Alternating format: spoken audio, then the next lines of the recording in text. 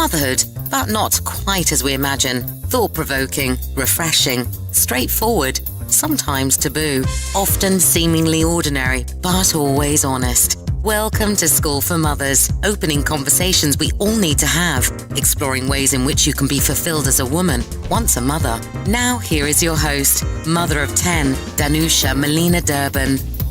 Hello and welcome back to episode 19 of the School for Mothers podcast. I'm Danusha Melina Durban, your host, and the title for this week's episode is Laid. And my fabulous guest is Stephanie Dominy, and here's a tiny bit about her. Stephanie is an ever so successful commercial lawyer, and she's also founder of her own boutique law firm, Dominy Legal. Her alter ego, the Wicked Jade, is an Instagram lingerie and style blogger. She uses her blog to openly discuss sex, kink, dating, and how she subverts society's expectations of herself as a professional woman, an Asian woman, and a mother. She's divorced and is mother to 2 young boys.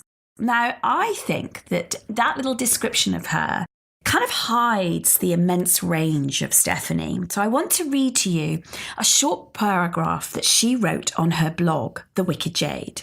Now, Stephanie says this: "For me to display a flash of bondage-style underwear, or to wear a harness under a tailored jacket, or to throw in a bit of latex whilst attending to my roles of a corporate professional and a middle-aged mother, that means that I'm actively engaging with my clothing, thinking about the roles I want to play and how much I want to break the rules of the uniform assigned to my roles.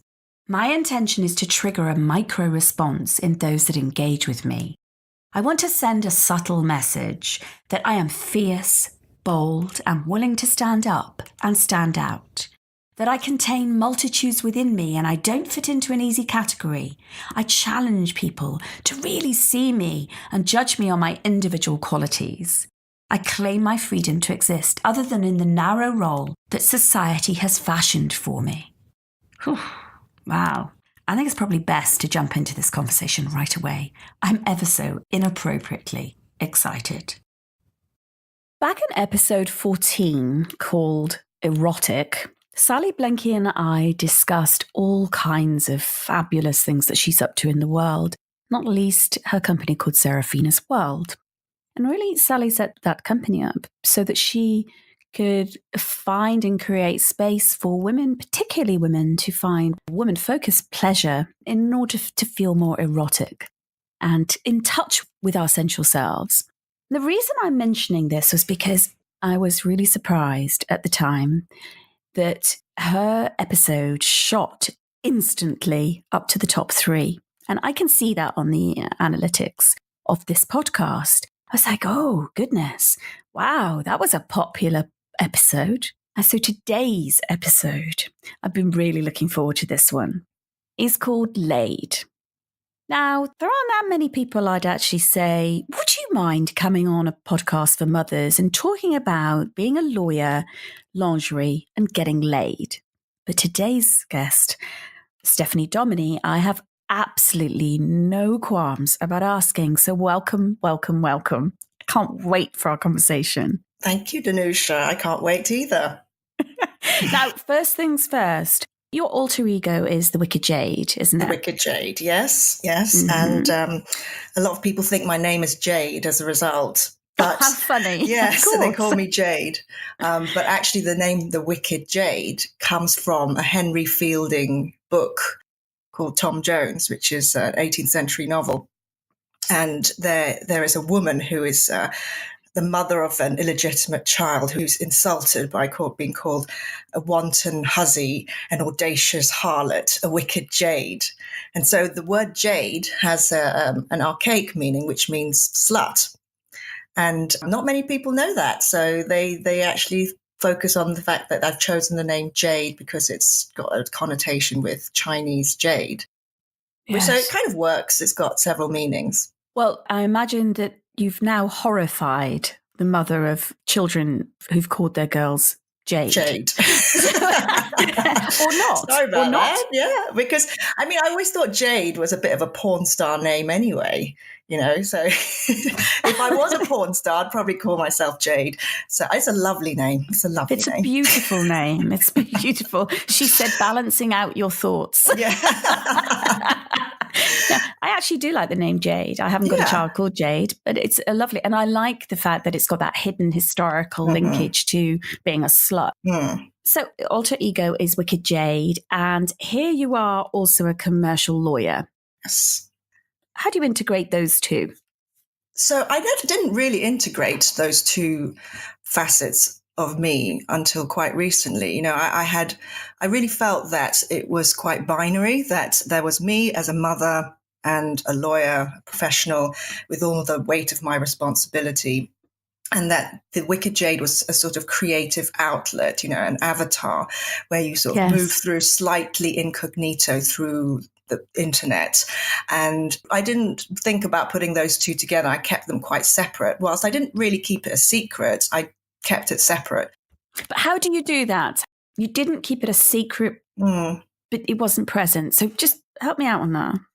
When it comes to social media, there are ways where everybody can find out who you are. But I was quite careful to make sure that my friends, the mum friends, didn't accidentally happen upon the Instagram account. And I suppose I was thinking that it was none of their business. This was something for me, and it was for people who didn't know me in real life. So there were a very small number of people that I told. But I wasn't trying to tell them about it to get them to look at it or for them to follow me. It was just, I suppose, a slight concern in my head about what they would say. And I guess this all comes out later because they were two separate personalities. This was my alter ego, and I was dressing up in sort of fetish clothing and latex and underwear and sort of bondage style clothing on my feed. And I didn't want to have to explain myself to anybody. And of course, there's the fact that you don't want your clients to perhaps stumble upon it. But I didn't really think about it that hard. And then a couple of my friends who were female said, are you sure you want to do this and show your face? Because will it not damage your professional career? And there I had to really think about it. And I thought, actually, the thing that I'm trying to do is to move through my life with authenticity and to say that whoever you are truly, you should do that, because that's the only way that you can be true to yourself. And that's the only way that people can really see your full worth. So I should walk the talk. I should do it. And I said, if a client was to find me as the Wicked Jade, would they say, I'm not going to use her anymore because despite being the fact that she's a great lawyer and she helps us out, I don't like this personality of hers. And, are they going to not hire me because of that? I thought realistically, if they know me and they know my work, it's not going to affect their judgment of how I act towards them and their company. And if it does, then that's fine, because I don't really want to work for people like that. I want to work for people who don't mind what I do in my spare time. And luckily for me, I have plenty of work and plenty of good clients that I don't need to worry about losing business because of what I do in my spare time. So that was one reason. And then the second thing was my ex-husband did find my account. And I don't know how he found my account. I think someone might have told him. And he then threatened me. He sort of made out that I was a bad mother, I was an unfit mother, and, he would go to the court and tell them that I should have the children taken away from me, and that he would go and tell everybody at the school, and what was this going to say to the children? I was damaging them. And he was basically threatening me, threatening to out me, and he was shaming me, and he was saying, look at you showing your bum and covered in latex. And for a moment, I stopped everything. I shut down all my accounts. I closed down Twitter and Facebook, and I made Instagram private because I had to think. I had to have some time to think about whether or not I was taking this threat seriously. Yes. And after about 24 hours, I said, you know what? Fuck you, because what can you actually do to me? What is it that you're actually threatening to do to me that I'm scared of? the fact that he was threatening obviously brought back a lot of, sort of trauma, I suppose, from being in a relationship that was not a good one. But actually, when I broke it down to what he could actually do, it was very little. It was a threat. It was an empty threat designed to control me and to say that, he could still tell me what to do. And of course, that's a red rag to a bull. And I said, you know what? You can't out me. I'm going to out myself. And so that was 2 years ago on my 44th birthday.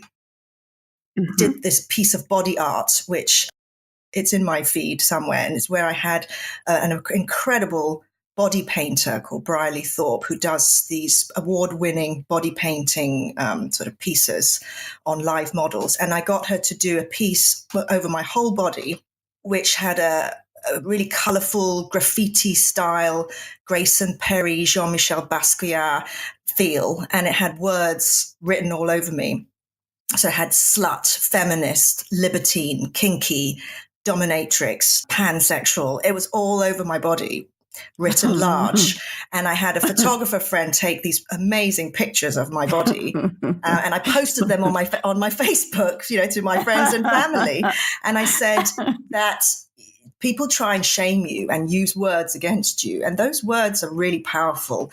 And it's about trying to put you in your place, trying to say that this is not right for the type of person you're purporting to be. And I said, well, I'm trying to move away from that sex negativity, that slut shaming.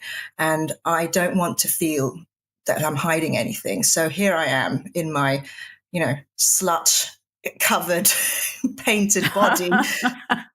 And I celebrate that and I claim that word. I claim that word slut. Claim it, yeah, yes. Because the word slut, it's only pejorative if you want it to be. I think it's a strong word. I think it's saying that, I'm strong. This is a positive thing to have freedom, and I sort of made that statement. And since then, I've not really been worried about the two parts of my character. They've been slowly merging. And this is actually that's what I meant. Yeah, this is the first time probably on this podcast where I'm really straddling both personas openly. Yes. And it's not really that I have been trying to keep it separate recently. It's just that there hasn't been an opportunity to be both Stephanie Dominy and the Wicked Jade in one conversation. What a bloody amazing gift your ex gave you. Yeah. By threatening to, I can hear you were already struggling or at least grappling with, how do I do this thing? Will it be in opposition to my career? But the minute he stepped into the ring, kind of slapped that gauntlet down of it was a decision time. Yeah, for me, it was. Yeah. You either do this or you don't do this, right? You have to now make a decision. Yeah. Hide who you are and the woman that you are, or be all of her. Yeah. Nice work. Thank you. And you're a mother of 2 sons. Yes, I have 2 boys, 12 and 9. And, what I'm trying to do with them is to raise them as feminists and to raise them in a way that teaches them about a lot of things to do with the relationships beginning and ending. That's one thing, is to say that the time that I spent with their father, it's not a bad thing that it ended, but things end and they begin again. That's one message I want to pass on to them. The second is to be sex positive and to be very open about your body and about your desires and what feels good, and hopefully to encourage them to tell me about things and not to hide them from me, which I suppose every parent wants, is for their child to be open. But how do you do it without modeling openness yourself? So we're very open. I have photographs of me that photographers have taken of me semi-naked hanging up in my bedroom. They're quite tasteful. And when they first saw them, they looked at them wide-eyed and said, "You're naked." And I said, "Yes, I know, it's art, isn't it good?" And you just have to treat it as normal, and it becomes their normal.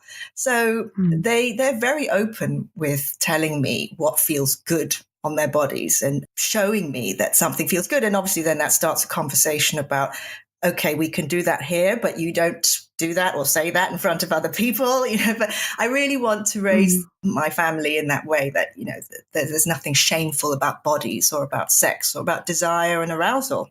And we've got so many puritanical kind of messages, haven't we, about, certainly, on the School for Mothers Facebook group very, recently, because of the piece by Sally that I mentioned earlier. I mean, we've been talking about sex, and sex comes up a lot, doesn't it? And kind of how to navigate being a fully sexual, actively sexual, noisy, should you want to be, like not to muzzle yourself, not to downplay or even hide or kind of try to be a sexual woman around the edges of the children.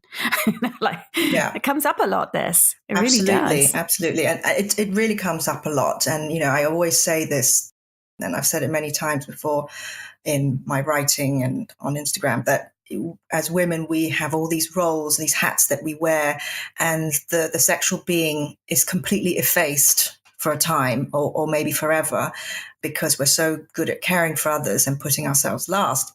But we have to, at some point, remember that we are sexual beings, and we need to remind ourselves of that by doing things, in my case, wearing things, which sort of helps you get into that role, into that state of mind, that you are a sexual being. And again, you can't do everything for your children. They have to realize that you have a life, that they have to see you enjoying yourself because you're their role model. They have to see that this is what it's like to live a full life. And sex is a very important part of life, and being sexually fulfilled is something that you want for everyone, including your children. Yeah, it is. And it's interesting that every single human has a relationship to mothers. We all do, whether we actually have a relationship with our mothers, but we do have relationship to mother, and we have a relationship to sexuality. And whether we're actively sexual or not, we all have one. And it's a funny one, isn't it? Yeah.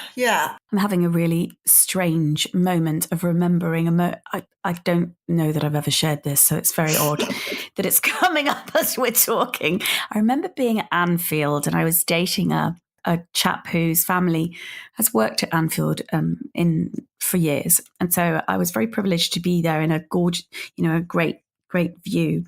And I remember looking across, and this will say a lot about my mind, and I do apologize, but I remember looking across, seeing this wave of a huge amount of men, the majority of men, and thinking there's an awful lot of penises in this stadium. I just really thought, And I'm just reminding myself that actually it doesn't really matter what we're doing with them. We all have a relationship, to our genitals and our desires and our arousal, and whether that's upplayed in our life and very intense, or whether it's downplayed and, in fallow, it doesn't matter. Yes, exactly. And it is fallow for a lot of the time when women are bogged down in drudgery, and bogged down with childcare and the responsibilities of motherhood.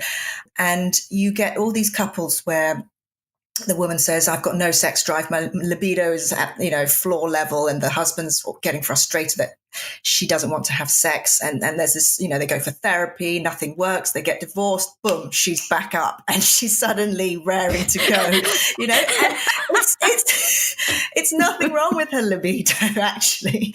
It was everything else was just pushing it right down and making it go right to the bottom of the pile. And she just needed something to reawaken it, right? She had to own her desire. I mean, Esther Perel, who I'm a great fan of, a psychotherapist, she always talks about owning your desire. You have to do something about it. It's your thing to do something with. You can't put the responsibility on anyone else. And this thing about desire, I've always been quite a sexual person. And, throughout my marriage, I would say the sex wasn't bad, but it was perfunctory. And that's a great testimonial. Yeah. Well, it's probably in common with many long marriages. I got married very young at 18. Yes. And, when I then got divorced and hit the dating scene with gusto. You have to remember I hadn't dated anyone since 1991, right? So, and I was horny as hell. And I don't know whether it was just, I wasn't really horny just for orgasm and release. I wanted someone to feel, amorous, desirous of me, wanting me. And but I was to affect somebody, yes, surely. Yes, and but I was also really horny. So, there's funny stories that I used to walk around the supermarket and I used to see the word orgasmic everywhere, but it was actually organic. So on a bottle of organic red wine vinegar, I would see orgasmic red wine vinegar. And then when I got on the tube, this is how I knew I was heterosexual, because I was thinking, I want to experiment with, women and couples, and, maybe I'm bisexual. But then I realized if I really checked what I was doing with my eyes and my mind, every time I got onto a tube carriage, I would be scanning. And this was, this post-divorce horny stage, where I was just scanning everybody, looking, and my eyes would fall and rest on every man, thinking, yeah, I'd do him. Yeah, I'd do him. So, they would fall on women as well and say, oh yeah, she's really attractive. But it was a different that's different feeling. Yes, that's exactly. It wasn't like it's an amorous sexual feeling. So that's when I knew, I'm mainly heterosexual. There was this kind of spike of wanting to get out there and try everything and do everything. And it was all these pent up feelings that, there was so little time. I felt that there was so little time. I felt I've got a window, it was 5 years ago, almost to the day, that I decided to separate. And, so I was, 46? So it's like 41. I thought I have a window of about 10 years, is what I was telling myself, because I thought, by the time I'm 50, wow, I'll be too old and no one will want me. That's kind of You'll theme. Be done. Yeah, exactly. That was a theme throughout my life. One of the reasons why I didn't leave my marriage earlier was because I thought, well, no one's going to want me now. I'm too old. I'll never find anybody to love me again. And that's obviously all about the self-esteem problems that we have when we're in a relationship where we're not wanted, when nobody tells you that you are a gorgeous, sexy person, right? Your self-esteem just drops and you don't hear it anymore, so you don't feel it anymore. Coupled with societal pressures that say, as you get older, women are done and dusted, they're dried. Exactly. They're over, which of course is ridiculous. Yeah. But you see, even though you see images of, Halle Berry or, gorgeous women who are older, you still think, well, I'm too old. No one's going to want me. It's very personal. You think that your best years have gone, and that even though this person is no good, well, they're the best you can get, which is ridiculous, of course.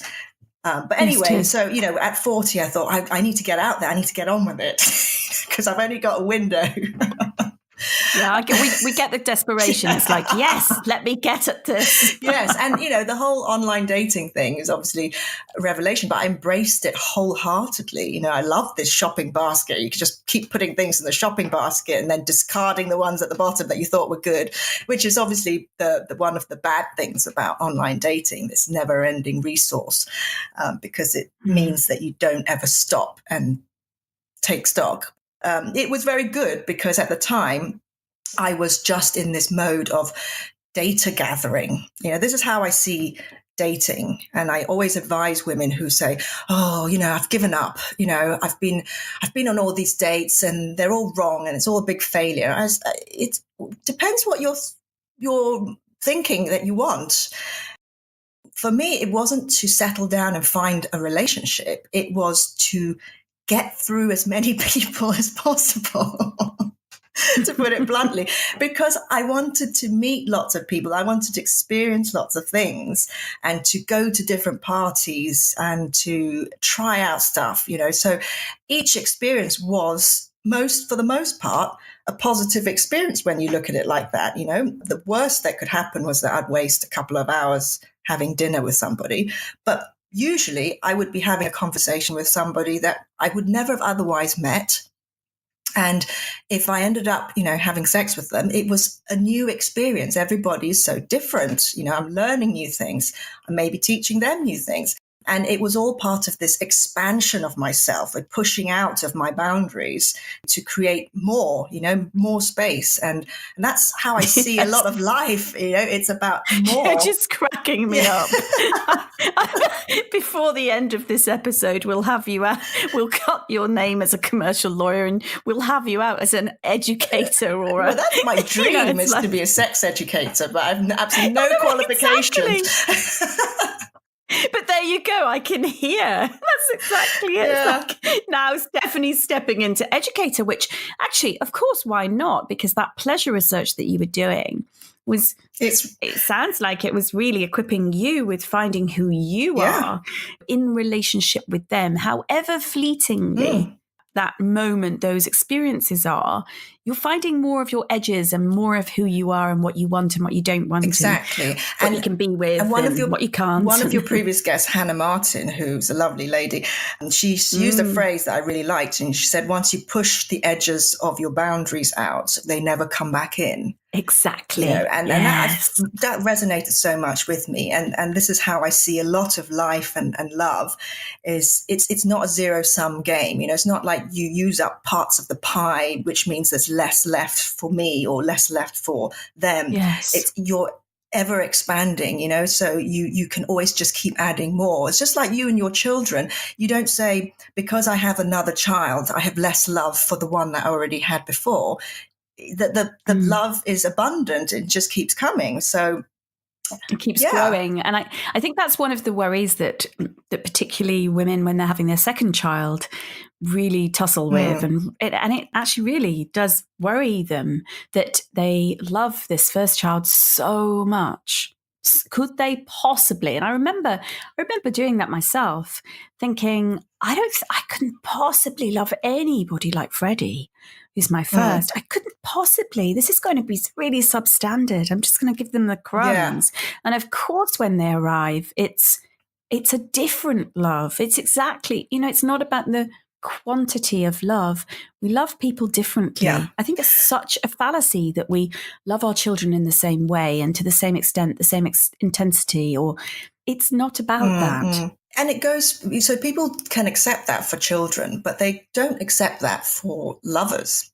So, that's the thing that I learned We don't accept it for women. Yeah.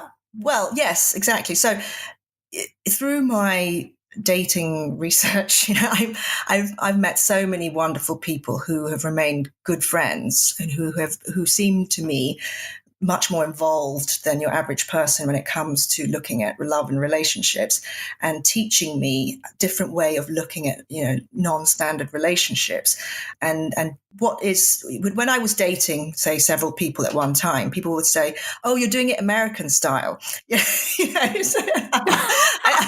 was like, "Oh, I didn't know it was American style." They say, yeah, that's what they do. They date several people. And I was like, well, it makes sense, right? We have so little time.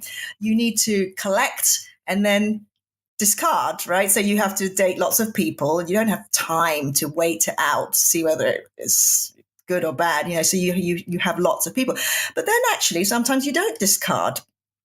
Sometimes you say, well, I really like this person for this thing that they give me, and I'm going to see them occasionally. And then there's another person who is giving me something else.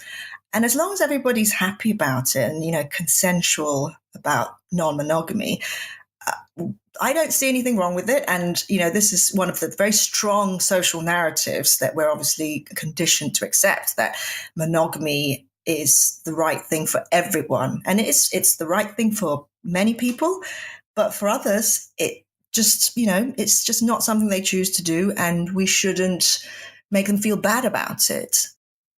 Yeah, for many people, it's the kiss of death, isn't it? To their spirit, their soul, literally their libido. Yeah. Actually, what you're talking about also is Regina Thomas Hauer in the States, in New York. She calls it defensive dating. And one of the reasons that kind of dating multiple people at the same time is so necessary for women is because what we tend to do, we've been taught to put all of our eggs in one basket. You know, we find somebody we like, they engage us, we're very present with them, we invest in them emotionally, sexually, you know, in our time, and then we zone in on them, and we typically, most women get over intense. We're on date 2 and we're already wondering not necessarily date 2, but pretty early in the relationship, how many women have actually already thought, Danusha McIntosh. What kind of ring does that have?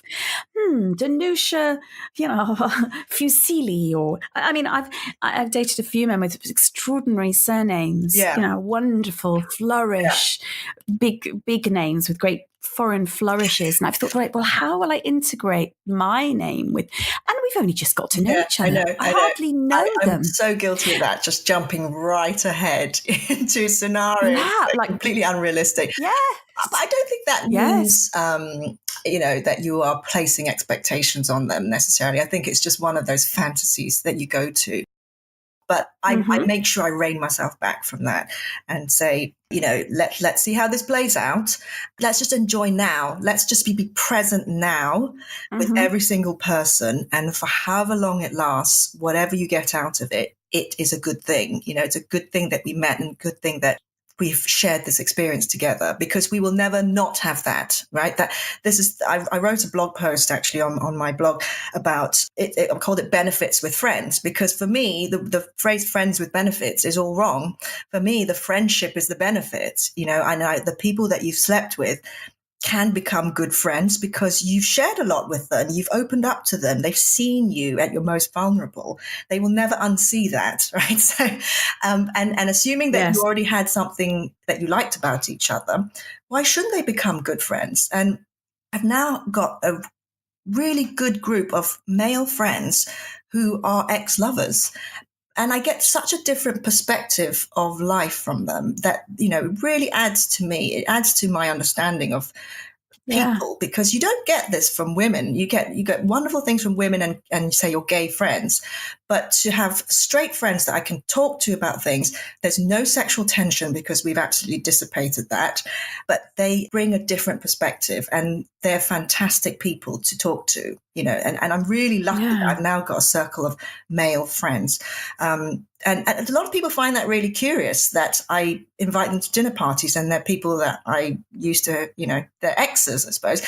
And they don't really understand that. They just think, oh, well, how do you manage to do that?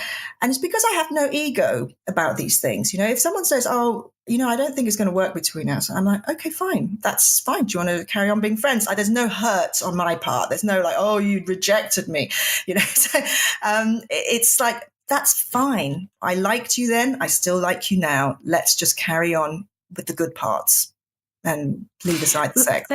There's several things that come out for me that I want to ask you about, because from what you've just said, so the piece about having several ex-lovers who are now close friends, confidants, in the same room, is actually, I mean, that in itself is a radical act. Yeah. It's a radical claiming and a brave claiming of yourself and your desires and libido and who you are as a woman. Yeah.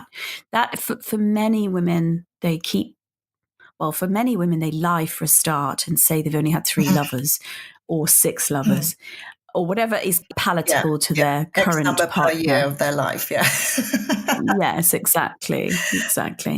And play to that narrative, a safe one, when really it's not at all, and they've shagged about, senselessly for many years or whatever it is. But it's a very, very brave, radical act, I think, of you to be first self-accepting, which is fabulous, and second, just open about it, which is also amazing. But I'm more curious. You said something, and I don't know quite how you phrased it, but I know what it was. I think you said something like, presumably there was something there in the first place to warrant you going to bed with him. But that's what I'm wondering. Did you or do you ever go to bed with somebody and have sex with them if there isn't? Yeah, so I just for the sheer hell of it. Yeah, I tried that, and what I realized that for me, if I didn't connect with them mentally and I didn't find them sexy between the ears, I just lost my lady boner completely. I needed because I did date. I've dated some really beautiful men. Many like much younger than me, obviously, and that's something we can talk to about this whole Yes, let's. thing. But dating beautiful people, sometimes I broke my own rules and went on a date with somebody that on the match score on say OkCupid. It was really low. So we didn't have much in common, but they were so good looking and they were interested in me. I thought, well, I have to give this a go. I have to go on a date. And it never worked. It never worked because if I didn't match them in my values, in our conversation, intellectually, something like that, I just lost it. I had no interest. So I could only really, I had to place these rules on myself, which is that no matter how good looking they are, don't be, drawn into it. It's a trick. You have to have the sort of the match, the mental connection first.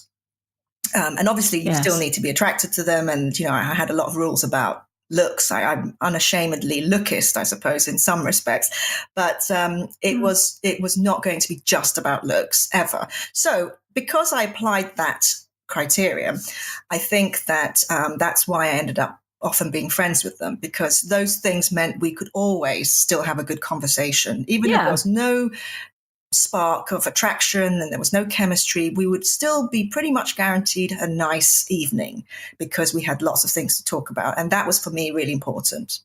It is. It's crucial.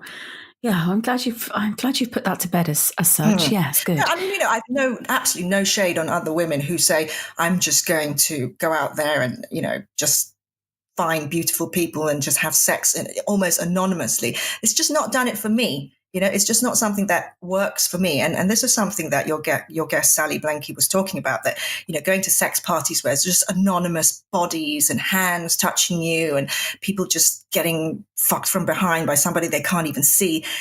For some people, that is a huge turn on.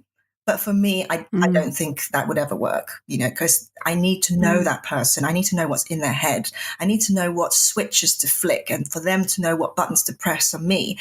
And that's when it becomes erotic and sensual.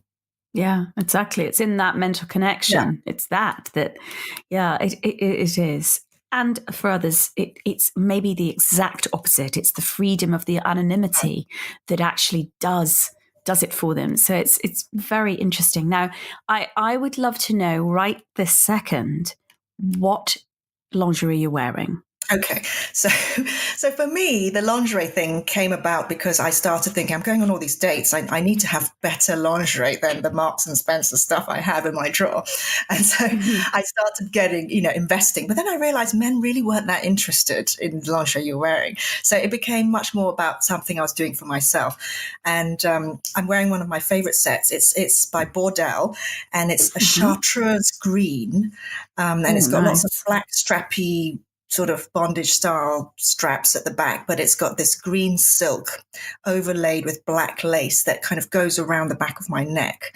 So it's a really sexy piece that you want to show off. I often wear tops that you can see part of my lingerie because for me, I've spent a lot of money on it. I want you to see it. So it's really important that you do see it.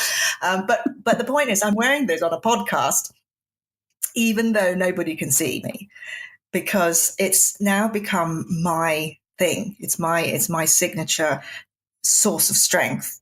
And, if I was to meditate and I was to visualize me giving a talk or something, I would focus on the fact of what am I wearing? How does it feel on my body? And visualize me giving that speech on that podium, wearing this and feeling this. And that's how I kind of visualize confidence. I heard a woman talk about this, and for her, it was her boots. When she visualized being confident, she was stepping into these boots of hers. And she didn't even need to be wearing the boots. She just had to visualize stepping into the boots. And that made her powerful. It's like a sort of Wonder Woman, bracelet or tiara. It's your totem. It's your it's your thing that you have to have, that gives you strength and it centers you. So for me, wearing all this lingerie, I mean, it does feel a little bit restrictive, and that's the nice thing. You can feel it. I'm not wearing underwear that you're supposed to forget about. I'm wearing underwear that has a slight constriction on your body, and it reminds me that I have this incredibly sexy thing going on underneath my clothing that nobody can see. It's my secret. It's our secret weapon. Absolutely. And so, yes. I've got, okay, just give me a minute. Just give me a minute. I don't care. We're on a podcast episode and people are listening. I just need a little. I'll just ruffle up here. Okay, so I love lingerie too, and I'm with you beyond the very basic kind of. Well, beyond basic likings, and that my experience with men around lingerie has been that they've been either I just like red or I like black, or they're not. There are not that many men that I've met that are absolute connoisseurs. When I've met them, good grief, watch out! They are true connoisseurs. They'll know they'll know all the brands. They will. In fact, a date a few months ago arrived with 6 pieces of lingerie. You? Yes. Wow. That's a very high risk game. Yeah, he's a very high risk man. And so he arrived, I told him where to meet me. I told him that I would that I would adore a gift. And very smart move.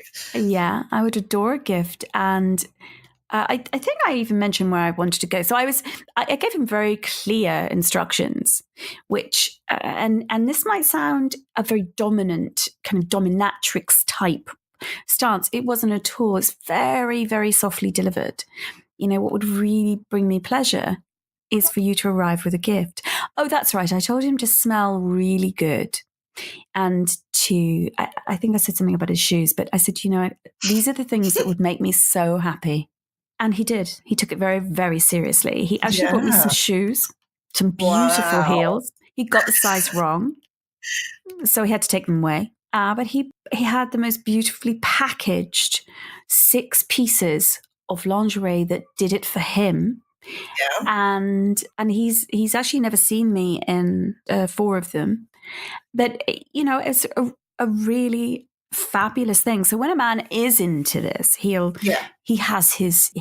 this area really well. But it's very rare. It's very rare. Yeah. Very rare. The best you're going to get for most is that they appreciate the lingerie because it's like the frame of a picture. And it enhances the body of the woman, and they enjoy that, and they like the fact that you've made an effort. But really, it can come off straight away. So I'm often very disappointed that it's not stayed on for longer. Yes, and that they haven't really admired it properly. But I think that, again, now it's not really about what they think. No, it's not about them. No. It's so not about men. And I actually don't like being bought lingerie because they will buy what they want to see. They'll buy, what works for them. And I spend a lot of money on lingerie, and when people come and ask me, what should I get for this? Where can I go? They ask for advice. And I say, you're going to spend a significant amount of money. Buy something that you will love to wear all the time, at least once a week. Make it something that you will enjoy wearing a lot. It's not for special occasions. Exactly. Yeah. It can be an amazing piece that costs a lot of money that you will still be able to wear all the time, So that is a very different category of lingerie from the stuff that a man will buy for you. That's for the bedroom, which is fun. It's great. But if you've got a limited budget, spend it on something that's for you, not for them.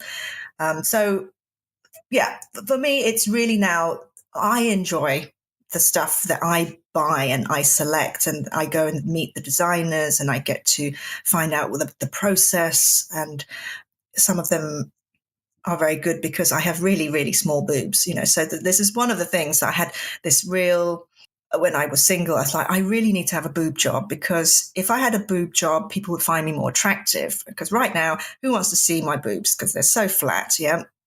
And it was in my head, having bigger boobs was the thing that would make me into an attractive person. And it was through some of my really wonderful dates and lovers that I sort of lost that. I realized that it didn't matter. It really didn't matter how big my boobs were. A good person, a serious person who shares my values, is going to look at you and think of you as a sexy person because of who you are, and not how big your boobs are. And that's when I finally no longer felt that I needed to go and have a boob job. So I was then happy. But as it happens, it means that certain types of lingerie don't work so well on me, and some are better. So yeah, there is a lot of, now knowing what works for me. And when you advise people who've got much bigger boobs, there are different brands that work for them. Yeah, exactly. It's funny. I was having a conversation the other day with a woman who has been single for, I think, 3-4 years. And she's a mum, and she was saying, look, I need to really lose a significant amount of weight and, upscale everything. Like, who's going to want, I need to do some fitness and blah, blah, blah. And it's really all about, she was talking about her body, really, and not her clothes, because she's quite happy with her clothes, but she knows that, well, she felt that it was, she was not able to press forward with anything. Yeah. And I said to her, so just help me out on this. Which time in your life, you've obviously had it for you to be thinking about this, but which occasion have you ever got into a bedroom and you going to have sex and a man has said, oh, hold on. No, actually, no, really. Yeah. I'm sorry. Those thighs. Yeah, those thighs. I cannot. Yeah. Well, in her case, thighs, stomach. She was pulling her stomach saying, look, I have an overhang, she was saying. And I was like, yeah, obviously you've had a man then previously say, it's the overhang, love. Sorry. He's not up to it now because of your overhang. Yeah. And she just burst out laughing. I was like, so you've had it then? She's like, well, no. And I said, well, yeah, exactly. Really? Is anybody ever going to do that? Conversely, though, I have got friends that have got in the bedroom with a man and stopped proceedings because things aren't right. So that's quite interesting. Yeah. And of course it will happen depending on what your thing is. So for example, I once had sex with a man who looked sort of normal size, but when he took his clothes off, he'd obviously been very fat and then lost loads of weight. Yes. And so there were these big folds and flaps of skin, which suddenly were just moving around a lot. And it did kind of put me off a little bit. I never saw him again after that. So obviously the feeling was mutual, but I just did think, okay, you've hidden it really well. And then there was another time with a guy who we got on really well, had so many things in common, loads of stuff to talk about. And then I went back to his flat and his room was wall-to-wall Doctor Who memorabilia. Figurines and a thing. He said he had a remote. He said it was a remote control. It was a sonic screwdriver. But he was really bizarre because he was sort of kissing me around my thighs, and then I sort of encouraged him to, kind of actually start licking me. And he said, "Oh no, but we've only just met." I said, okay, fair enough. Right. If you want to be, super cautious, that's fine. But then later, he said, "Shall we have sex without a condom then?" What? I know. I was like, what? You just said you wouldn't go down on me because we'd only just met. And then anyway, he said, "Oh yeah, okay, fine." It turns out he had an L-shaped dick, and I mean like a right-angled dick, right? With a 90-degree sharp corner. Yes. And I think maybe he didn't want to put a condom on because it was just too damn awkward.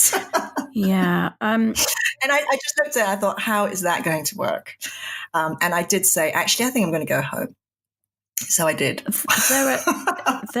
Actually, what he had was Peyronie's disease. Yeah, well, no, I know what you mean. Is where, literally it goes around the corner, though. Yes, where one of the vessels has collapsed or something, and it becomes very, very bent. Well, it literally goes around a corner. So there's Yeah. you can get surgery for that, but unfortunately, it does mean kind of breaking the penis and doing some major surgery on it. I won't mention who, but I have some close relationship to this, and it's let's just. Did you break the one? Did you break the penis in the first place? Because that can happen. You can break a penis. No, I can't comment if I broke that penis, but yes, these things happen. Let's just say these things happen in enthusiastic lovemaking. They can happen. Yes. And I have to tell you that your experience of this guy and the not wanting to wear the condom, but also licking around the thighs, etc. I went out with the CEO of a bank for a few times, and things were looking good, really good. Eminently single, fabulous guy, and in every respect. And we actually, it was before I lived in Brighton, and we decided that we'd go away for a weekend, and we chose Brighton. I was like, oh, I love it in Brighton. One day I hope to live there. Yes, got that done. And I met him in a great hotel.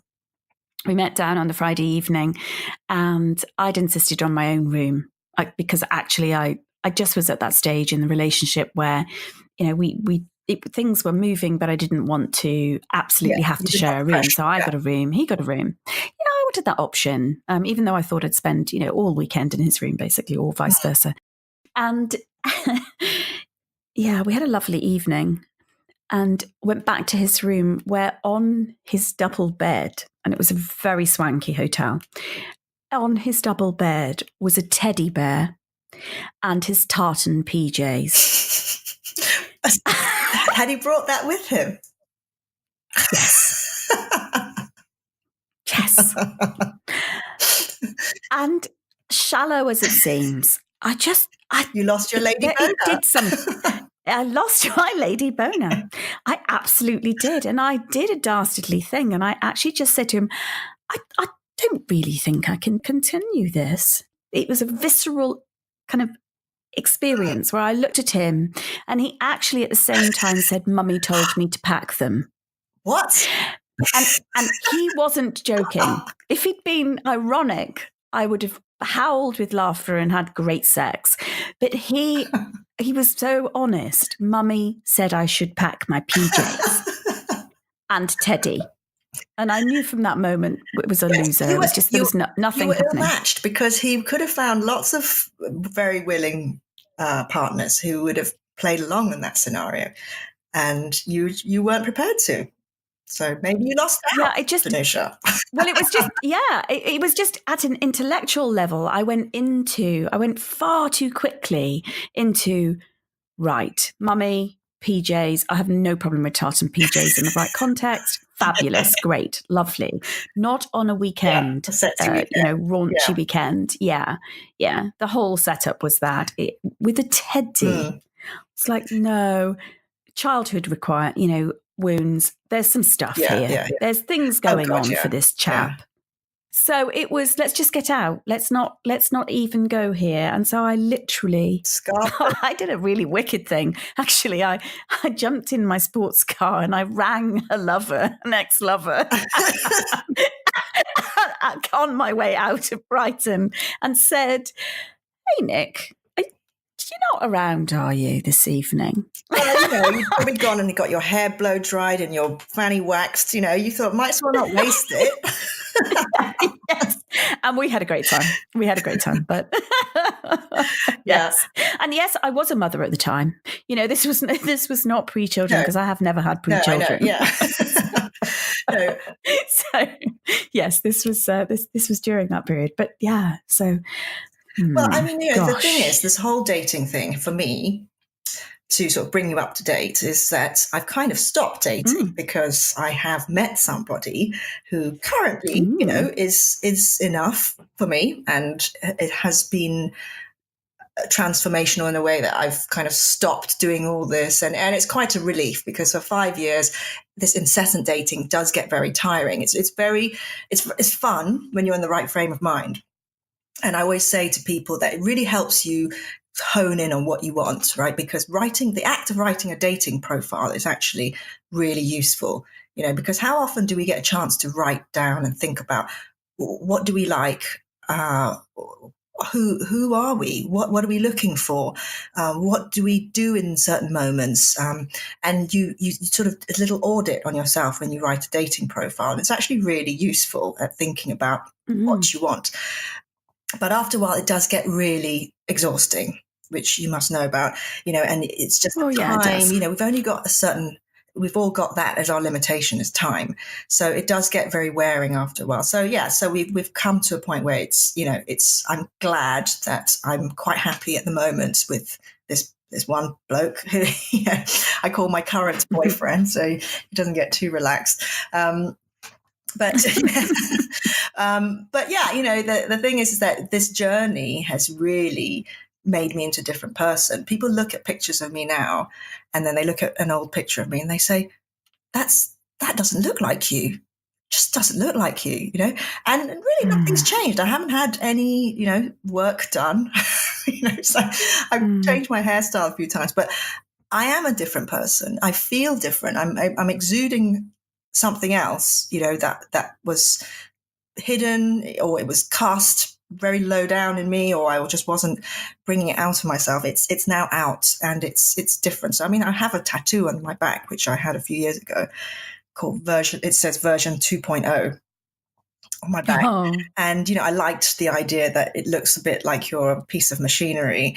But it really felt like I had morphed into something different, a new me. Yes. Or maybe it wasn't a new me. Maybe it was a me that was always there, but it had been suppressed because of... You gave air to her. Yes. You've given airspace and life to her, and permission and love to yourself. It's amazing how many parts of you. Yeah, and it's amazing how this then sort of bleeds out into other areas of your life, in, say, the way you conduct yourself in a professional capacity. So, the way I knew it was really transformational was that I was seeing this guy who was very submissive, and I was starting to get into the whole BDSM kinky scene, but I didn't really know that much about it. So, like most things, when I sort of dip my toe in, I have to go all in, and I have to read all the books and do all the research. And he was really submissive, and he wanted me to be a sort of dominant woman to him. And he kept telling me how powerful I was, and how when I was striding around, there was just this power that he could feel from me. And we sort of played around a little bit, but I felt this power surging through me just because he was telling me. When I was striding around in my boots and my coat, I just suddenly thought, yeah, I'm going to have this extra spring in my step because I feel powerful now, because I've been told. And then when I was at work, I would just take no shit anymore. People would just try and get me to do things that I didn't want to do, and I'd just look them in the eye and I'd be, no. Yes. It was really then becoming me. I was living that persona. It wasn't just a private thing anymore. It was just helping it was therapy in a way for me, because it was really making me feel like, yes, you are strong, you are powerful, you can do all these things. So that really was the springboard for me to do a lot of other things, like start my own business and start writing a bit more and start being more creative, because I suddenly felt, actually, I've done all these difficult things in my life. Nothing more, it's not going to be any more difficult to do these other things. So just go for it. Yes. Good grief, woman. Yeah, seriously, like, wow. It's obvious that you couldn't possibly be holding one part of yourself either suppressed for so long and wildly successful over in the other area of your professional life, which I know you was and are very successful, but there will be a capping because of the suppression in your personal life, because of, there's part of yourself that's not really present enough. Yeah. Whereas now, of course, it's consistent with the fact that you're bigger, bolder, braver, edgier, probably funnier, more alive. Yeah. That's what we're talking about. And it's aliveness. And this is, something that many people talk about who are hiding something at work, right? So whether it's because they're in the closet or they've got something, it's weight that they're carrying. And they always talk about it, that when they throw off that weight, it allows them to be a lot more creative and productive. And I talk about this in sessions on diversity, about how it benefits everybody to allow people to bring their whole self in, because they can give so much more. They're not spending energy trying to hide and suppress something, and then they're giving all of themselves. So it's really important. And that's what I'm hoping that people can do it in my culture. So, a lot of what I'm doing, people say, why are you doing this thing on Instagram? Why are you putting yourself out there and showing pictures of yourself in underwear? And often I've had to stop and think, why am I doing this? What is it I'm trying to say? Because I'm not trying to sell anything. I'm not trying to promote stuff. I have nothing that I'm trying to do. So what is it? Is it just purely validation and vanity? It's partly self-expression, and it's partly vanity and validation that you see. But I really believe it's about visibility. No, I have not seen anybody out there who looks like me, who's my demographic, who is doing what I'm doing. What is your demographic? Well, just to be clear, because people can't see you. Yeah, so I'm from Singapore originally. So I'm Chinese. I'm a sort of small Asian woman, middle-aged, so 46 this year, and just a normal woman, but from a background which is traditionally, has certain strictures on what you're supposed to do and what you're supposed to be, and lots of cultural baggage, let's just say, about who you have to be and what you have to do in life. And you see a lot of people on Instagram who are very body positive, but you hardly ever see Asian women, Chinese women. Yes. Okay, so it's a demographic that's really, really underrepresented in this whole thing about sex positivity and body positivity, because there is shame. I think that shame is still there, or they think, I don't want to do this. It's because, whatever reason they have, they are not there. But there is a generation of girls coming through who are from my background and who probably do want some role models, and they want to be able to say, okay, I can look like this, or I can be like this. It's nothing so huge that it's so far away to aspire to, but it's just a normal woman who looks like me, who is out there enjoying underwear or enjoying a certain type of aesthetic with their clothing. So visibility is really important. And like I said, there isn't really anybody I can see who I think, oh yeah, she's like me out there at the moment. Mm-hmm. So, yes, absolutely. I think if that's the only reason that I should continue putting myself out there, then that's good enough. Yeah. And there's, apart from the fact that you're sexy as hell, I mean, just enjoy it. Yeah, just so so from me, a little bit of feedback. Thanks. From me. Yeah, you're welcome. It's really sexy, and the pictures are wonderful. And so what I notice is that you've been on this visibility piece, a big visibility piece to yourself, and now thinking it through for what it does for others and the impact that it has for other women, other mothers, whether they're in your demographic or not, but actually you're taking your place. And now by actually being on, you've been writing, but by being on an episode like this, a podcast, for instance, you adding in voice. Yeah. I know you do speaking, but adding in voice. So visibility and voice. And we need that. Mothers need that. Women need this. We need it from you. We need it from one another, don't we? It's really important. And the thing that, does encourage me is that every time I do something like talk at an event or speak on something, I always get a handful of women and often a group of Chinese women who come up to me at the end and say, thank you so much. There's so many things I want to do that I've been too scared to do. And I'm so glad to see you talk about these things. And I think that's worthwhile. I'm glad I did it, because if it just reached one or two people, then it makes it worthwhile. It certainly does. And I am sure this particular episode will reach so many women, and your candor and I love the way I don't know, it's pretty rare to have a conversation with such I don't know, what is it? Just absolute self-acceptance and love. No shame. There's it's like, yes, just go do this, enjoy and love yourself in it. So I'm deeply grateful that you were willing and to be on this podcast with me. And thank you so much. Yes, thank you so much, Danusha. I've had a lovely time. Ooh, holy moly, that was smoking. I think you'll agree with me. I mean, there are some conversations that get me hot under the collar and everywhere else, and this was one of them. I could hardly contain myself. I know you already know that. And what with that term lady boner, I mean, that makes me laugh so much. Seriously though, Stephanie brings all her multitudinous parts together and shines super brightly in the world. I mean, full on, full out. All I can say is, bravo, sister. Thank you. Thank you. This was so inspirational. I'll try to settle down enough to tell you about next week when I'm joined by Nicola Hewlin for an episode called Cheer. Now, Nicola is a multi-award winning business coach and mentor. She's founder of Empower for Mums in Business, and she's author of the amazing book, The Invisible Revolution. She also founded the Empower National Business Awards. And listeners, she's also one of the kindest, most loving, high-impact women, I should say, I know. Well, that's it till next week. Meet me here, same time, same place. Thanks ever so much for joining us again.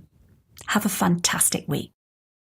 Thank you for tuning in to the School for Mothers podcast. To continue the conversation and keep your dose of inspiration up, head over to schoolformothers.com/podcast, where you'll find bonus content from Danusha and her guests on habits, recommendations, books, best apps, time-saving secrets, life hacks, health, sleep and anything in between. That's schoolformothers.com/podcast.